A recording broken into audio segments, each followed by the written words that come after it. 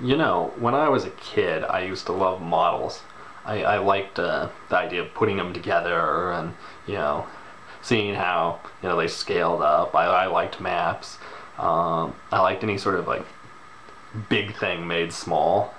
Legos were great for that reason. And I always wanted to build a actual functional model of a catapult, something really small that you could, throw a few Lego bricks or something like that. And I never got around to building it because I was too busy pretending to be Batman. But I always wanted that. And when I got into about middle school, I wanted a real catapult.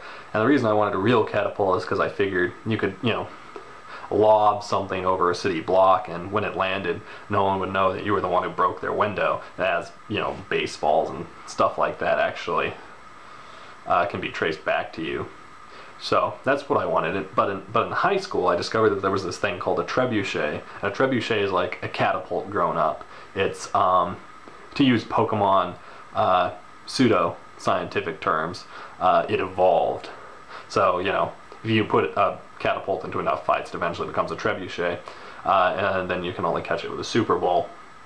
And what a trebuchet is it's a basket and a counterweight. Counterweight goes down, basket flings whatever the hell you have in there, a mile and a half or more probably. In fact, a lot more, I think. So I always wanted one of those, and I never thought that my dream would become a reality. I would never have a trebuchet. Actually, what I wanted was a castle on top of the mountain. So where I live, there's mountains in sort of a pseudo crescent, and embowered inside is the city. So the mountains surround the city. And so I thought, I could have a giant castle on the mountain, and I could have a trebuchet in the back, and I could be flinging, raining watermelons down on my fellow inhabitants. And I didn't really know how, far a watermelon would fly, but I imagined, they don't go straight. If you put a whole bunch together, they'd kind of have a bursting, falling effect.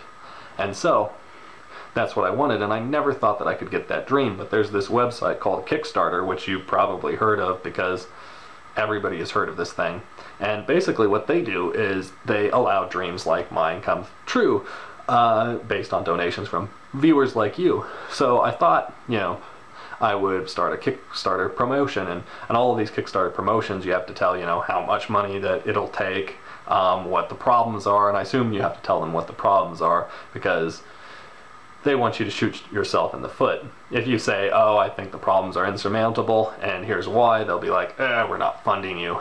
But, you get to put up a video like this one, and so I want you to donate to my cause. I figure that it'll take about 5 million to get my trebuchet up and working, and that's only because I have to import the lumber. I live in the middle of a desert. There's not a lot of trees here. There are cottonwood trees, but they're not sturdy enough.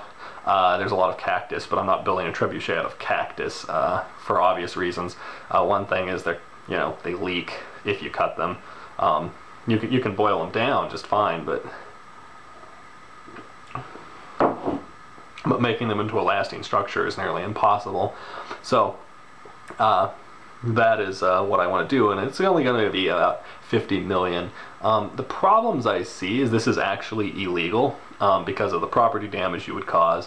One of the bigger problems is due to the socioeconomic way the city is stratified is the further west you go, there's the river, and the river is mostly Hispanic and poor, but the closer you get to the mountains, the more east you go, the richer and wider it becomes.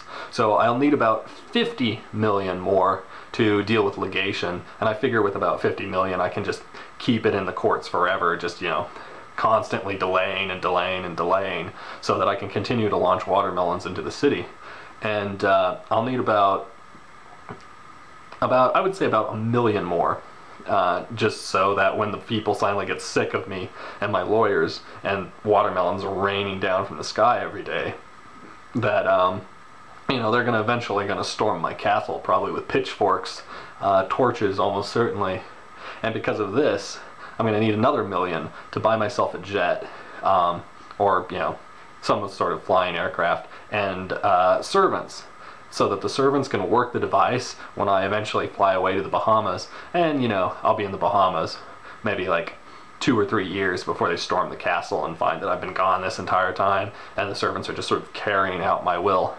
And so that is my dream, that is my hope, and you can fund it, help fund it. So, you know, I've only got, you know, something like $62 million cap to reach, but I feel that we can work together and get there.